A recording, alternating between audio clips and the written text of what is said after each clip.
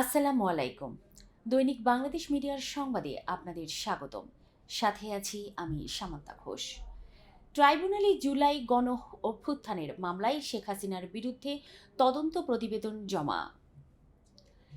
জুলাই গণ অভ্যুত্থানের সময় সংঘটিত গণহত্যা সহ মানবতাবিরোধী অপরাধের অভিযোগে ক্ষমতাচ্যুত প্রধানমন্ত্রী শেখ হাসিনার বিরুদ্ধে আন্তর্জাতিক অপরাধ ট্রাইব্যুনালে করা মামলায় তদন্ত প্রতিবেদন জমা দেওয়া হয়েছে। আজ সোমবার ট্রাইব্যুনালের চিফ প্রসিকিউটর কার্যালয়ে এ প্রতিবেদন জমা দিয়েছে তদন্ত সংস্থা।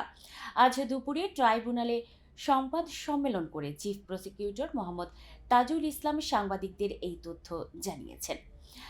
শেখ হাসিনার পাশাপাশি এই মামলায় সাবেক স্বরাষ্ট্রমন্ত্রী আসাদুজ্জামান খান ও গণ অভ্যুত্থানের সময়কার আইজিপি চৌধুরী আবদুল্লাহ আল মামুনকে আসামি করে তদন্ত প্রতিবেদন দাখিল করা হয়েছে। নিয়ম অনুযায়ী ট্রাইব্যুনালের তদন্ত সংস্থা প্রথমে চিফ প্রসিকিউটরের কার্যালয়ে তদন্ত প্রতিবেদন জমা দেওয়া হয়। এরপর চিফ প্রসিকিউটর সেই তদন্ত প্রতিবেদন পর্যালোচনা করেন এবং আনুষ্ঠানিক অভিযোগ আকারে ট্রাইব্যুনালে দাখিল করেন।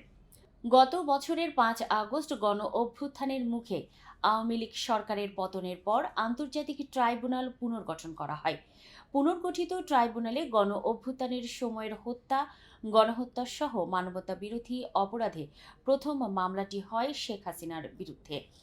এই মামলার তদন্ত প্রতিবেদনের দাখিলের সময় ৩ বার বাড়ানো হয়।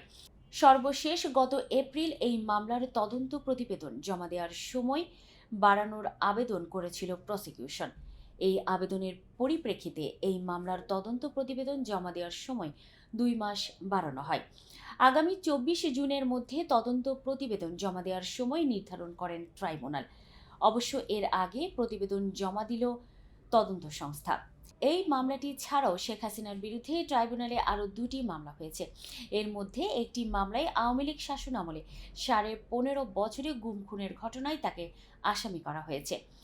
অপর মামলাটি হয়েছে রাজধানীর মতিঝিলের শাপলা চত্বরে হেফাজতে ইসলামের সমাবেশে হত্যাকাণ্ডের ঘটনায়।